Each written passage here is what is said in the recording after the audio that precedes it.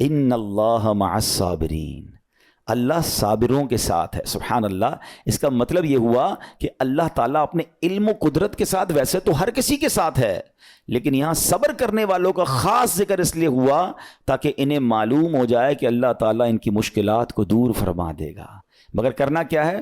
صبر کرنا ہے. اچھا، اب صبر کے بارے میں دو باتیں بڑی اہم ہیں کہ صبر نارملی ہم جب بھی صبر کے بارے میں سنتے ہیں تو صبر ہم کہتے ہیں یار تکلیف آئی ہے صبر کرو. یقیناً یہ بھی صبر ہے، مگر صبر کی ایک اور قسم بھی ہے جو اس سے بھی سپیریئر ہے، جو اس سے بھی افضل ہے، اور وہ کیا ہے؟ گناہ کے لیے دل چاہے، حرام کے لیے دل چاہے، نفسانی خواہشات برا کام کروانا چاہ رہی ہیں اور بندہ اس پر صبر کرے. یہ صبر جو ہے نا، یہ شریعت کو اور محمود ہے اور بڑا افضل ہے کہ انسان کو جی چاہے کہ فلاں گناہ کرنا ہے مگر وہ اس پر صبر کرے. اور دوسرا صبر وہی ہے جو ہم جانتے ہیں کہ کوئی مصیبت آ جائے، کوئی آفت آ جائے، کوئی ہمارا اللہ نہ کرے کسی سے لڑائی ہو جائے، ہمیں کوئی برا بھلا کہے، ہم اسے معاف کر دیں، صبر کریں. یا جسمانی تکلیف ہے، کاروبار میں پرابلم ہے، ہم اللہ کی رضا پر راضی رہیں. تو یہ دو قسم کے صبر ہیں.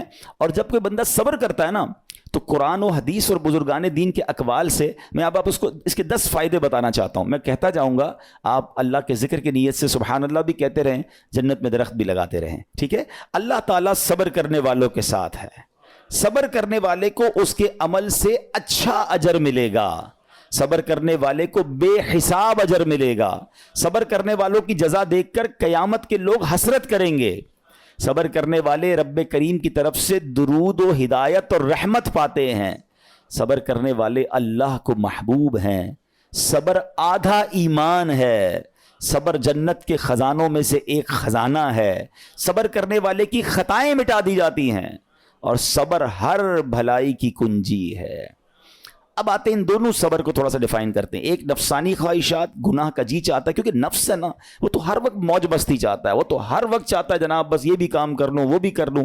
اب مجھے یہ دیکھنا ہے کہ میرا یہ کام اللہ کو راضی کرے گا یا رب کو ناراض کر دے گا. لیکن جو نفسانی خواہشات پر صبر کرتا ہے نا، گناہ سے اپنے آپ کو بچاتا ہے. قرآن کیا کہتا ہے؟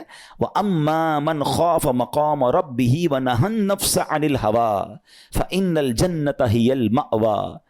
اور رہا وہ جو اپنے رب کے حضور کھڑے ہونے سے ڈرا اور نفس کو خواہش سے روکا تو بے شک جنت ہی اس کا ٹھکانہ ہے. دل چاہ رہا ہے، شیطان کہہ رہا ہے کر لے، کوئی دیکھنے والا نہیں ہے، علاقہ بھی چینج کر لیا، شہر بھی تبدیل ہو گیا، nobody here to watch you، مگر اللہ دیکھ رہا ہے. اچھا، نارملی اگر غور کریں ہم گناہ کرتے کیوں ہیں؟ جتنے بھی گناہ ہیں، what ever the list of گناہ اٹھائیے. کوئی شراب پیتا ہے، کوئی بدکاری کرتا ہے، معاذ اللہ کوئی جوا کھیلتا ہے، کوئی جناب بے حیائی کرتا ہے، گندی چیزیں دیکھتا ہے یا جھوٹ بولتا ہے، واٹ ایور. ان تمام گناہوں میں تھوڑی سی لذت ہے، ٹیسٹ. ٹھیک ہے؟ غیبت میں بھی ٹیسٹ ہے، بلکہ کتابوں میں آیا کہ غیبت میں شراب سے بھی زیادہ مزہ ہے، جبھی تو بندہ چھوڑتا نہیں ہے.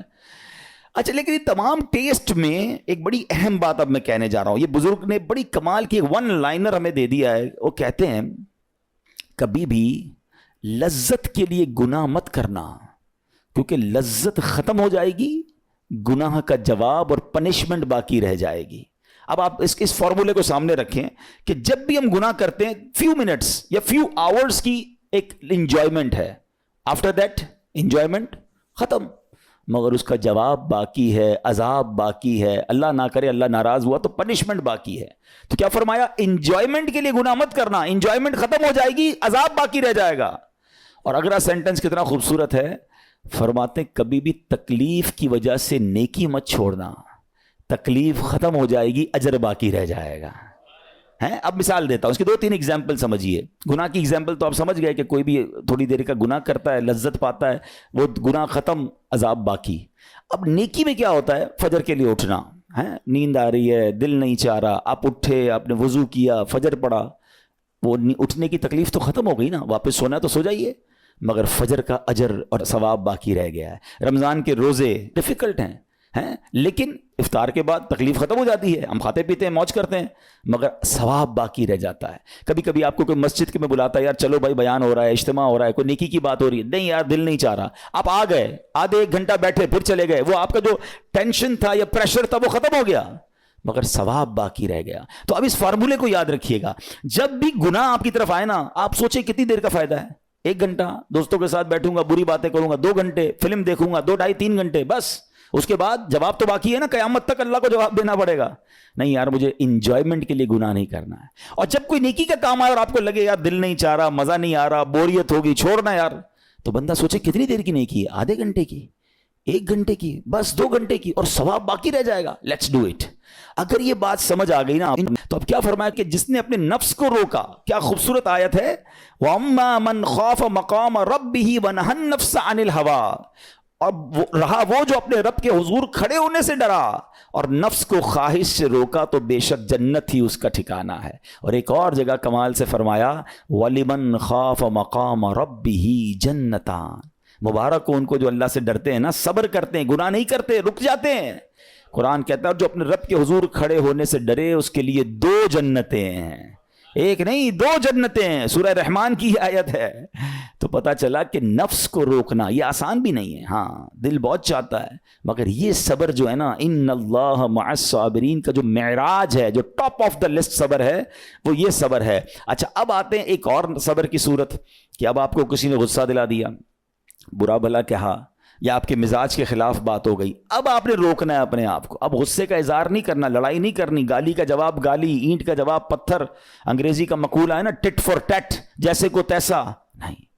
یہ ہماری شریعت ہمیں نہیں سکھاتی. اچھا آج کل کسی کو کہو نا یار آپ کیوں یار لڑائی کر رہے ہیں, بھائی میں جواب نہ دوں تو لوگ سمجھیں گے کمزور آدمی ہوں, مجھے اپنا روب بھی تو رکھنا ہے, میں بھی تو پتہ چلے کون ہوں, اپنا بتاؤں تو صحیح کون ہوں. سچی بات پتہ ہے کیا ہے, جو ٹٹ فار ٹیٹ کرتا ہے, گالی کا جواب گالی سے دیتا ہے نا, وہ واقعی بتا دیتا ہے وہ کون ہے. وہ اپنا تعارف کروا رہا ہوتا ہے کہ یہ بھی ایسا ہے, میں بھی ویسا ہی ہوں. او بھائی. اچھا پھر ایک اور عجیب جملہ بڑا مشہور ہے آج کل, جناب ہم شریف کے ساتھ شریف ہیں, ہم بدماش کے ساتھ بدماش ہیں. مجھے آج تک سمجھ نہیں آئی یہ کون سا بٹن لگا ہوا ہے آپ کے اندر کہ شریف کے ساتھ آپ شریف ہو جاتے ہیں, بدماش آتا تو آپ بھی بدماش ہو جاتے ہیں. جناب والا, شریف آدمی شریف کے ساتھ بھی شریف ہوتا ہے, بدماش کے ساتھ بھی شریف ہوتا ہے. جب بھی تو وہ غلط آدمی اچھا ہوگا نا. نبی پاک علیہ الصلوۃ والسلام نے گالیاں سن کر دعائیں دی ہیں, پتھر برسانے والوں کو بھی دعائیں دی ہیں, مگر ہم تو تیار ہی رہتے ہیں یار میں بتاؤں گا اس کو میں کون ہوں, ایک گالی دی ہے میں اب اس کے ساتھ پشتوں کو گالیاں دوں گا. تو پھر آپ بھی ویسے ہی ہو گئے نا جناب. حدیث پاک کیا ہے, ہو از مور اسٹرانگر, ہو از مور پاورفل. اللہ کے حبیب علیہ الصلوۃ والسلام فرماتے ہیں کہ بہادر وہ نہیں, یہ بخاری شریف کی حدیث ہے, بہادر وہ نہیں جو پہلوان اور دوسرے کو پچھاڑ دے, بلکہ بہادر وہ ہے جو غصے کے وقت اپنے آپ کو قابو میں رکھے. اصل بہادری یہ ہے.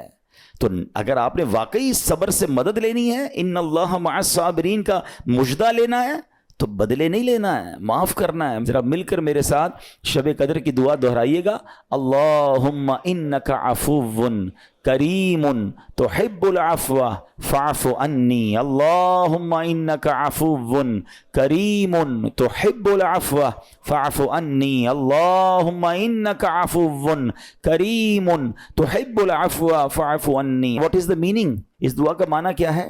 اللہم انک عفو, اے اللہ تو معاف کرنے والا ہے, تحب العفو, معافی کو پسند کرتا ہے, فاعف عنی, اللہ مجھے بھی معاف کر دے. ہم کیا کہہ رہے ہیں اللہ سے, اللہ مجھے معاف کر دے, میرے سارے اگلے پچھلے گناہ معاف کر دے. مگر دیر از اے کوسچن, آپ نے معاف کر دیا سب کو؟ بندہ کہتا نہیں میں تو انتظار میں بیٹھا ہوں, میں تو موقع کی تلاش میں, بس موقع ملے پھر بتاؤں گا میں کون ہوں. ہاتھ میں آ نہیں رہا بندہ, ٹرائی کر رہا ہوں کسی جگہ آ جائے, بس کوئی اس کے پیسے ویسے آ جائیں, کوئی اس کا معاملہ میرے پاس آ جائے, بس پھر دیکھو کیا کرتا ہوں. بیٹھے اس انتظار میں بیٹھے بہت سارے لوگ, کمال ہے یار. یعنی دشمنیاں پالی ہوئی ہیں, رشتہ داریاں کاٹی ہوئی ہیں, دوستوں کے پاس جا نہیں رہے ہیں, میاں بیوی میں لڑائی ہے, ایک سوری کے لیے بیوی گھر بیٹھی ہے, وہ کہتی شوہر سوری کہہ دے تو میں آ جاؤں گی, شوہر کہتا ہے بیوی معافی مانگ لے تو میں لے آؤں گا. ارے بھائی کوئی بھی آگے بڑھ کے معافی کر لو بھائی, اللہ سے معافیاں مانگ رہے ہو, بندوں کو معاف کرنے کے لیے کوئی تیار نہیں ہے. مجھے خود بتائے نا یہ کیسی دعا ہے کہ اے اللہ تو مجھے معاف کر دے, میں نے کسی کو معاف نہیں کرنا. یہ بنتی ہے دعا؟ اللہ سے پتہ ہے کیا کہیں, اے اللہ میں نے بندہ ہو کر تیرے سارے بندوں کو معاف کر دیا ہے, تو سب سے بڑا معاف کرنے والا ہے نا, اللہ تو بھی مجھے معاف کر دے. Look at the way to talk, یہ مزہ ہے نا بات کرنے کا, پھر دعا کرنے کا لطف بھی آئے گا آپ کو. تو دشمنیاں نہ رکھیں, غصے پر قابو پائیں, معاف کریں. ایک حدیث سن لیجئے, لرزا دیتی ہے, ڈرا دیتی ہے. اللہ کے نبی علیہ الصلوۃ والسلام فرماتے ہیں جو رحم نہیں کرتا اس پر رحم نہیں کیا جاتا, حدیث کا خلاصہ ہے, اور جو معاف نہیں کرتا اسے معاف نہیں کیا جاتا. اب بتائیے ہم معاف کرتے ہیں, ہم رحم کرتے ہیں؟ ہم کہتے ہیں اللہ ہم پر رحم کرے, ہم کسی پر رحم نہ کریں. نہیں ہوگا رحم, پہلے اپنے اندر تو لائیے یہ باتیں. اب ایک آیت سنیے گا اس کے تحت ایک واقعہ اور پھر میں بیان کو کنکلوڈ کرتا ہوں. اللہ کریم ارشاد فرماتا ہے الذین ينفقون فی السراء والضراء والکاظمین الغیظ والعافین عن الناس واللہ یحب المحسنین. قرآن میں رب فرماتا ہے جو خوشحالی اور تنگ دستی میں اللہ کی راہ میں خرچ کرتے ہیں. یہ بڑی خوبصورت بات ہے. یہ غریب اسلامی بھائیوں کے لیے بھی مدنی پھول ہے. امیر تو خرچ کرتا ہے نارملی، غریب خرچ نہیں کرتا اللہ کی راہ میں. ہمارے قبلہ مفتی قاسم صاحب نے تفسیر قرآن صراط الجنان میں ایک بڑی پیاری بات لکھی. آپ کہتے ہیں پوری دنیا کے امیروں کا سروے کر لینا، ان کی جو پیسے بڑھنے کی ایک وجہ یہ بھی ہوتی ہے کہ وہ کہیں نہ کہیں چیریٹی کر رہے ہوتے ہیں، مدد کر رہے ہوتے ہیں. وہ مدد اور وہ نیکی ان کے پیسے بڑھا رہی ہوتی ہے. اور پوری دنیا کے غریبوں کا سروے کریں تو ان میں سے بڑی تعداد وہ جو خرچ ہی نہیں کرتی اللہ کی راہ میں. کہتے ہیں ہم کیا خرچ کریں، ہم تو غریب ہیں، ہم پر لوگ خرچ کریں. میں آپ کو فارمولہ دے رہا ہوں اور یہ قرآن سے دے رہا ہوں. جو تنگی میں بھی اللہ کی راہ میں خرچ کرتے ہیں، جو خوشحالی میں بھی خرچ کرتے ہیں.